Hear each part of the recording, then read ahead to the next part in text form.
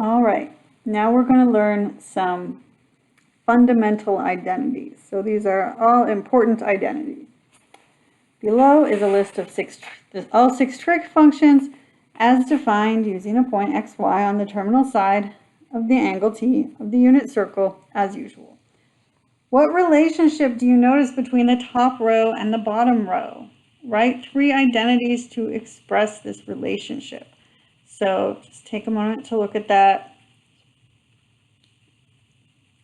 Now, let's write our three identities.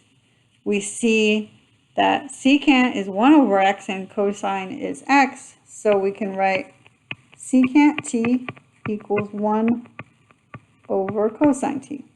Similarly, cosecant t equals 1 over sine t.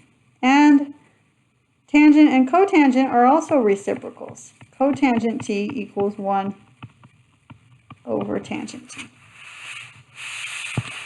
Those are called the reciprocal identities.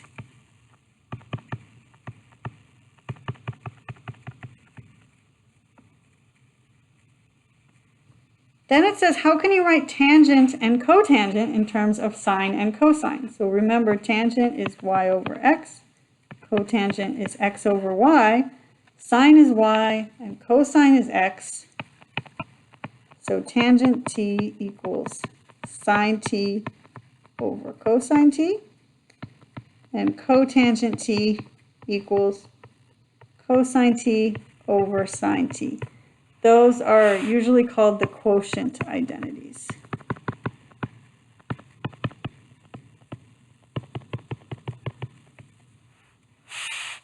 Recall the Pythagorean identity, which we saw before in the previous worksheet. Sine squared t plus cosine squared t equals 1. Divide both sides of the equation by sine squared t and simplify.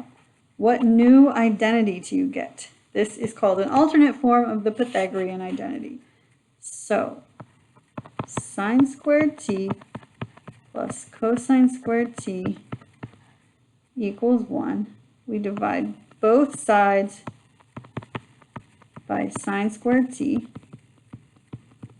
Well, on the right side, we now have 1 over sine squared t. Notice that 1 over sine t is cosecant t. So if we were to square that whole thing, 1 over sine t, we would get 1 over sine squared t. So the right side becomes cosecant squared t.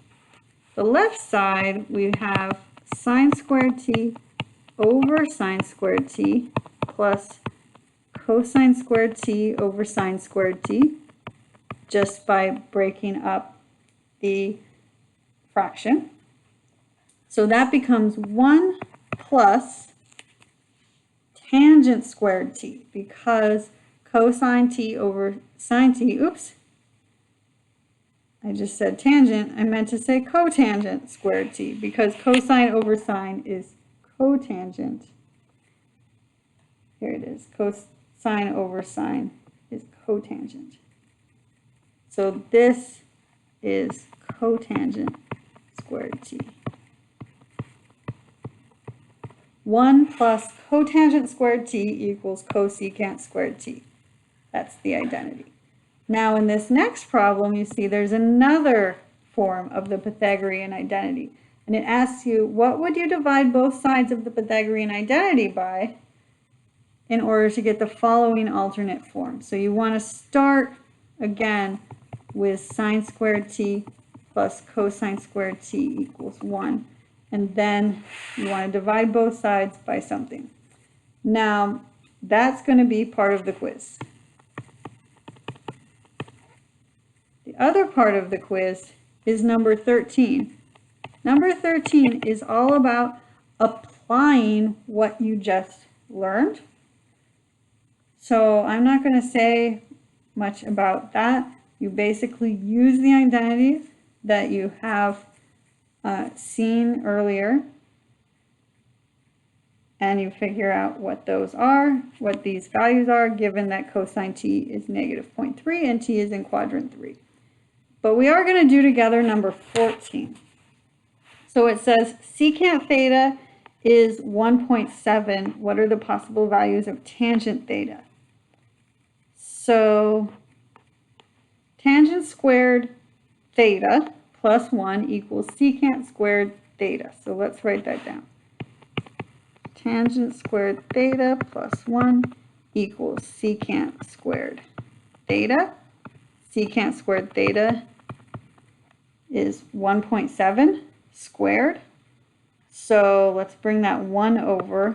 We get tangent squared theta equals 1.7 squared minus 1. And now we want to know what tangent is. And it says, what are the possible values? Well, when we take the square root, we're actually taking a plus or minus square root. So tangent theta is plus or minus the square root of 1.7 squared minus 1. Now, we would know whether it was positive or negative if we knew which quadrant it was in. If we were told, for instance, theta is in quadrant 2, well, tangent's negative there, so it would be negative. So that's the kind of thing that you might use in number 13. That quiz is due Thursday because it's a little bit longer.